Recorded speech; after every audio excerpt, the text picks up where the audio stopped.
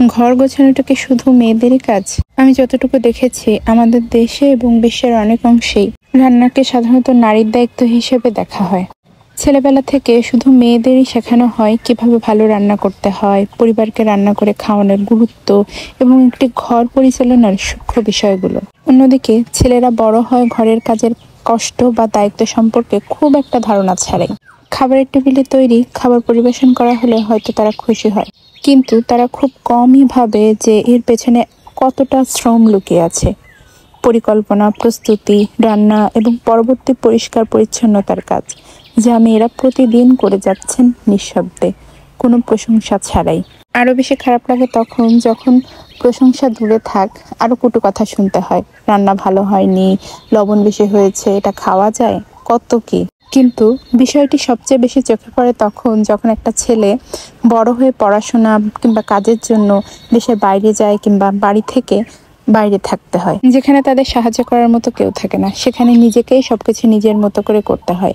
রান্না করা, ঘর পরিষ্কার করা, কাপড় ধোয়া, বাজার করা, সবকিছু তারা বাধ্য হয় ওই কাজগুলো করতে। আর করতে করতে ধীরে ধীরে অভ্যস্ত হয়ে ওঠে এবং নিজেরাই অবাক হয়ে যায় যে তারা এত কিছু করতে পারছে। তখনই তারা বুঝতে শুরু করে একবেলার খাবার তৈরি করতে বা একটি ঘর পরিষ্কার রাখতে কতটা শ্রম দিতে হয়। কিন্তু ওই ছেলেগুলো যখন দেশে ফিরে আসে কিংবা বাড়িতে ফিরে আসে, তখন বেশিরভাগ ক্ষেত্রে তারা আবার আগের অভ্যাসে ফিরে যায়, যেখানে আবার তার সব ঘরের কাজের দায়িত্ব পড়ে মা কিংবা স্ত্রীর কাঁধে। কেন এমনটা হয়? কেন বিদেশে গিয়ে কিংবা বাইরে গিয়ে স্বনির্ভর হয়ে যায়, আবার দেশে এসে এসে অভ্যাস ধরে রাখতে পারে না? হয়তো এর কারণ ছেলেবেলা থেকে হয়তো তারা এগুলো দেখে দেখে বড় হয়েছে। তাদেরকে শেখানোই হয় যে তারা বড় হয়েছে শুধুমাত্র উপার্জন করার জন্য, ঘরের কাজ করার জন্য নয়। আবার হয়তো তারা আলসেমি করে, কারণ যখন দেখে যে তাদের হয়ে কেউ তাদের কাজটা করে দেওয়ার জন্য প্রস্তুত থাকে, তখন নিজের থেকেই কাজটা করার ইচ্ছা তারা হারিয়ে ফেলে। আর আমার কাছে মনে হয় যে এর পেছনে বাঙালি মায়েরাই সবচেয়ে বেশি দোষী, কারণ ছেলেদেরকে ছেলেবেলা থেকেই সেভাবে তারা গড়ে তোলে না। কিন্তু তার এই আলসেমির কারণে এর মূল্য দিতে হয় অন্যদের। তাদের এই অলসতার মূল্য দিতে দিতে ঘরের মা, বোন এবং স্ত্রী এরাই বোঝা বইতে বইতে ক্লান্ত হয়ে পড়েন।